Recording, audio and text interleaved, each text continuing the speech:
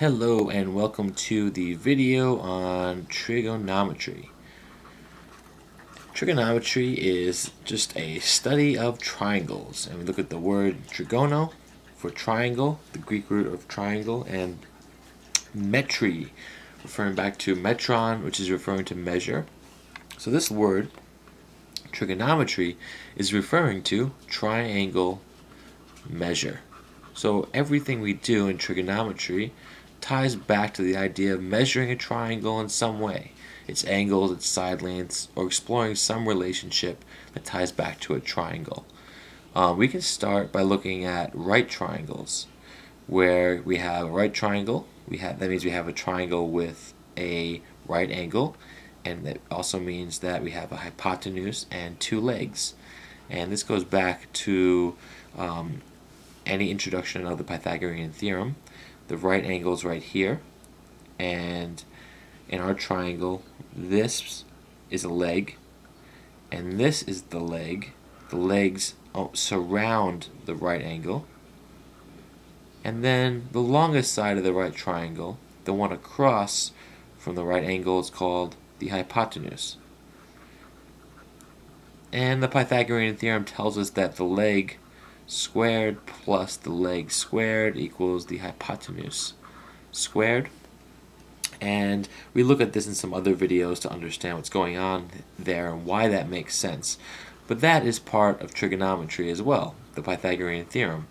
But usually we go to the next step, or next level, I think, of analysis and talk about, well, how are these other angles related to those legs and the hypotenuse?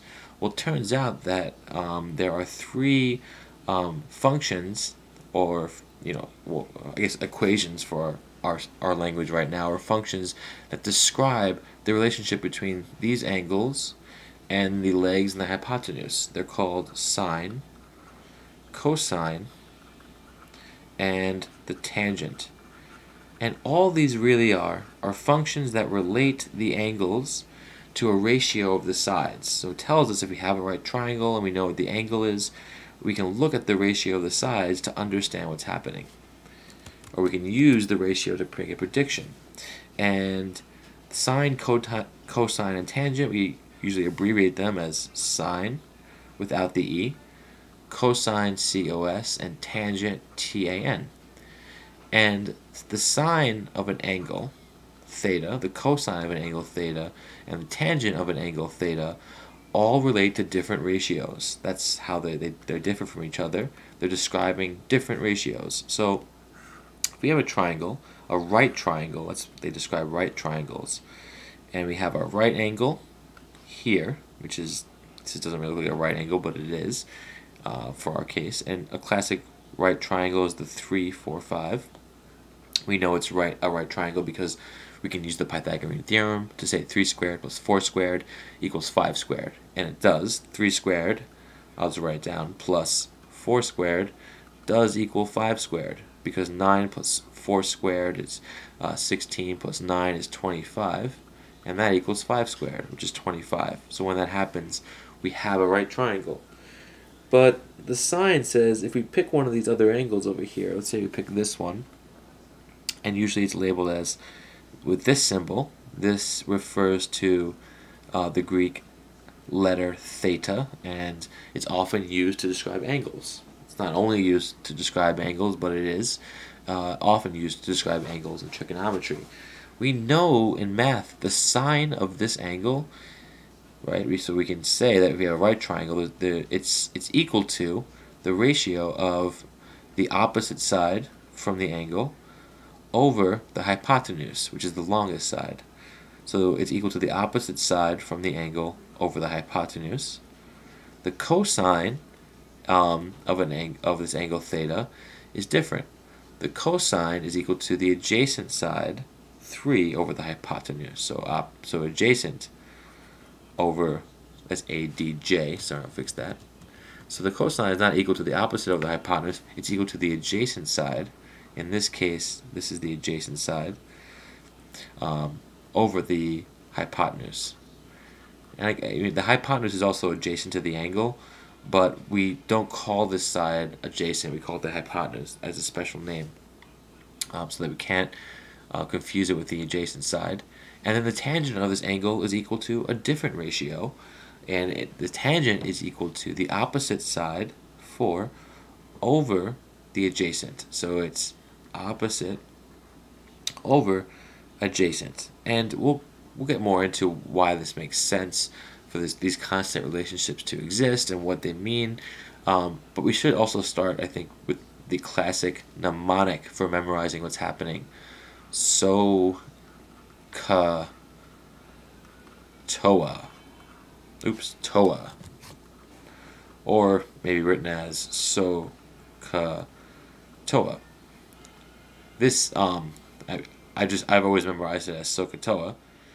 There are other people who have songs for it and stories for it, but here SOH CAH TOA seems to stick for me, and it reminds me that the sine is the function that's equal to the ratio of the opposite to the hypotenuse, and the cosine is the function that's equal to the ratio of the adjacent over the hypotenuse. And all these are relationships. These are ratios, and the tangent of an angle is equal to the opposite side over the adjacent. So SOH CAH TOA really can help you remember these three function ratios. And if we just look at this a little bit further, we can see that this is actually pretty straightforward. So at this point, at least, if we have a right triangle, this time let me move the angle. So we use the same triangle, 3, 4, 5. Our angle was here before, but let's put it on the other side over here. Any of these angles can be either of these angles can be theta.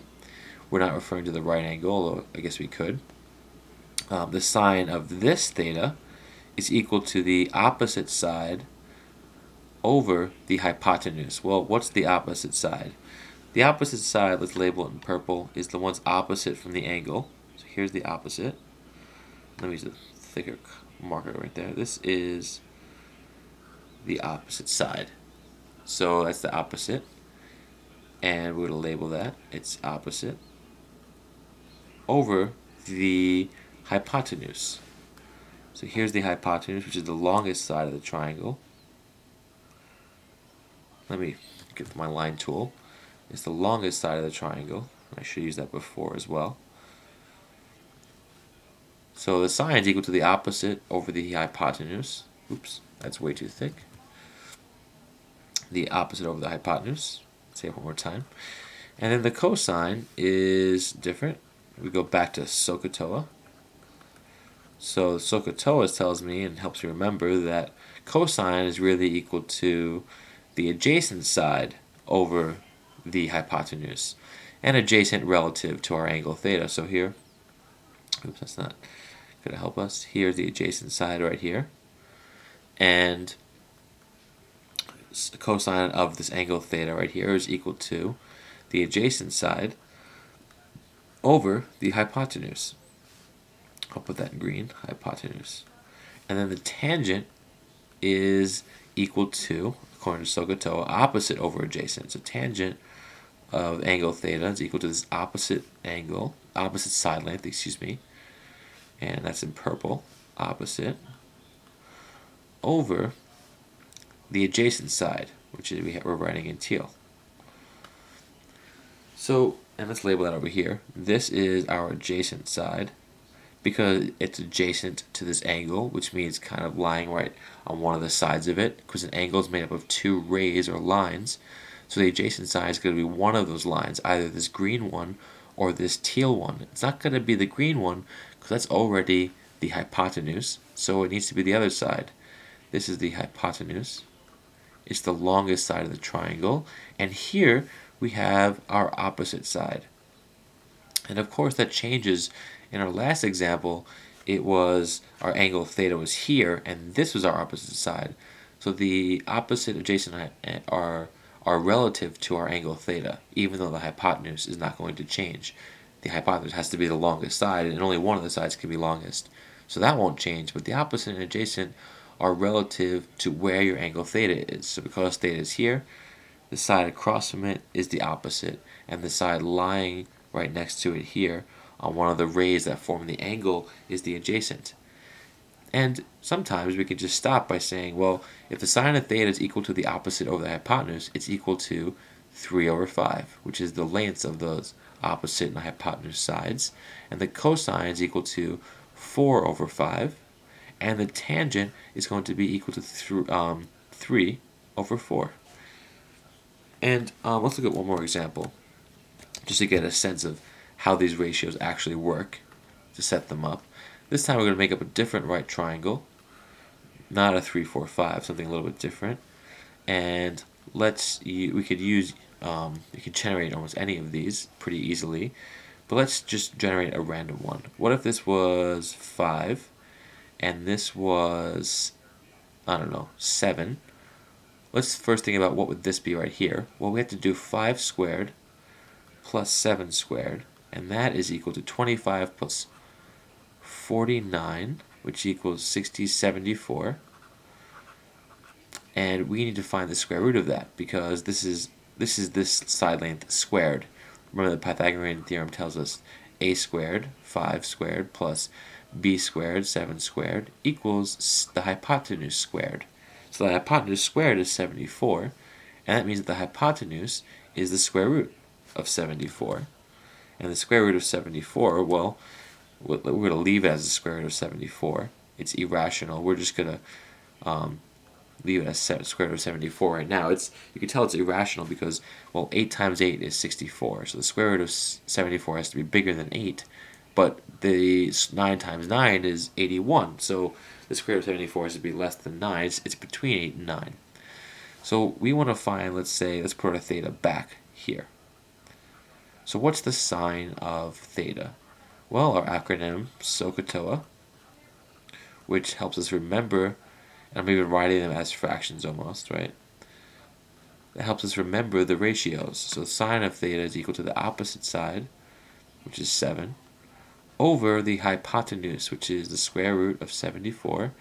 And in other videos we go over rationalizing the denominator.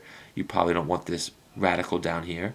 So to do that, we multiply by the square root of 74 over the square root of 74, which is just, I mean, altogether that's 1, something divided by itself. So we still are not changing our answer. We just want to make it look better and not have the square root in the denominator. So the numerator would be 7 times the square root of 74, and we're done there. And in the denominator, we just have 74. Because the square root of any number times itself is just that number that we're taking the square root of. So if it was like square root of 25 times the square root of 25, well, that's 5 times 5, or 25. So the square root of 74 times the square root of 74 is just 74. Cosine of theta equals the adjacent side, which is going to be 5. And again, it's not going to be the other side over here, even though it is adjacent to the angle, because we've already said that side, we're calling that the hypotenuse. So the cosine of theta equals 5 over the square root of 74. We rationalize again. Square root of 74 over the square root of 74 times 5 over the square root of 74. So the cosine of theta equals 5 square root of 74 over 74. And actually, tangent's going to be a little bit nicer. The tangent here is equal of theta is equal to the opposite side, 7, over the adjacent. So that's equal to 7/5. And in many cases, they might, we could just be looking for the cosine and sine and tangent of theta, and we could just stop there. We're literally writing the leg lengths in to our ratios and expressing that we know what the function is that expresses the relationship between theta and the side lengths of a right triangle, and cosine and the theta and the side lengths of the right triangle, and so the same thing with tangent.